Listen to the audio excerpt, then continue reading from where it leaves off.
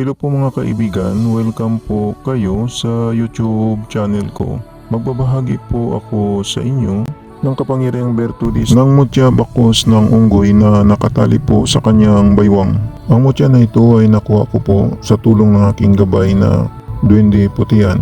Nakuha po ang mutya na ito sa kanyang baywang na nakabalot sa maliit na baging at nakatali po sa baywang ng unggoy. Ang mutya na ito ay may kapangyarihang bertudis na tinataglay na tagaliwas o panglihis sa bala ng baril at panglihis din sa patalim. Panglihis din ang mutya na ito sa mga hindi inaasang panganib at sakuna. Panglihis din ito laban sa mga taong may masamang tangka at nagtataboy din ng kamalasan sa buhay. Taglay din ng mutya na ito ang kapangyarihang bertudis na nagbibigay ng matalas na isipan at matalas din na pakiramdam. Nagbibigay din ng liksi at bilis ng katawan sa oras ng panganib at nagpapahiwatig din ang mutya na ito kapag may panganib na parating.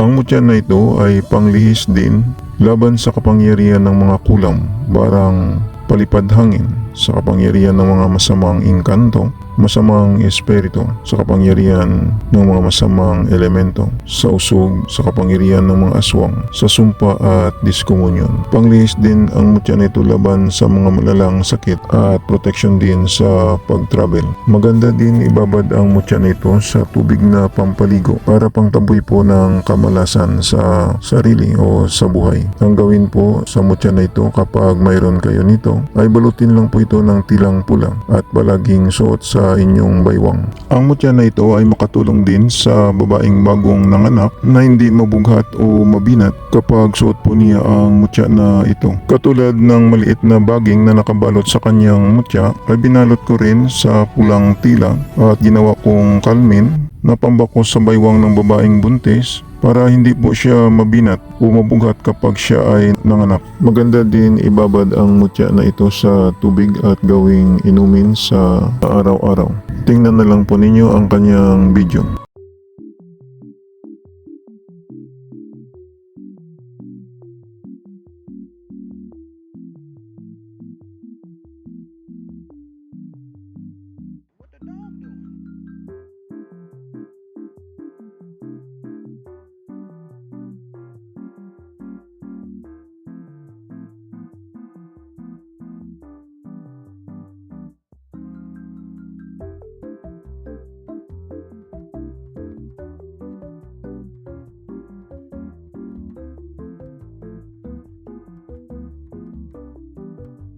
Yan po ang mutya na binalot ng unggoy sa maliit na baging at ginawa niyang bakos sa kanyang baywang. Sana makakatulong po ang kaunting binahagi ko sa inyo. Sa mga viewers at subscriber ng Milagro de Santo Cristo, maraming salamat po sa inyong panunood at maraming salamat din po sa pag-follow po ninyo sa aking shop sa Shopee at sa aking Facebook page ng Milagro de Santo Cristo. At mag-subscribe naman po kayo sa YouTube channel ko.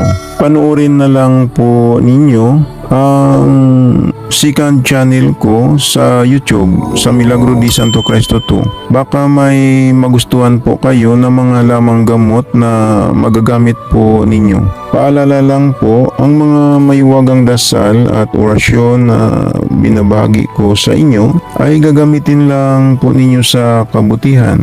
Gumagana na. Ito hindi na kailangan ng 49 days na dasal. Ang kailangan lang magdasal kayo sa Panginoong Hesus sa gabi bago matulog. At pagkagising ninyo sa umaga magdasal din kayo. Mananalig lang sa Panginoong Hesus para lalong lalakas ang mga pagsambit sa mga mahiwagang orasyon na gagamitin po ninyo. Yan lang po, maraming salamat at God bless sa inyong lahat.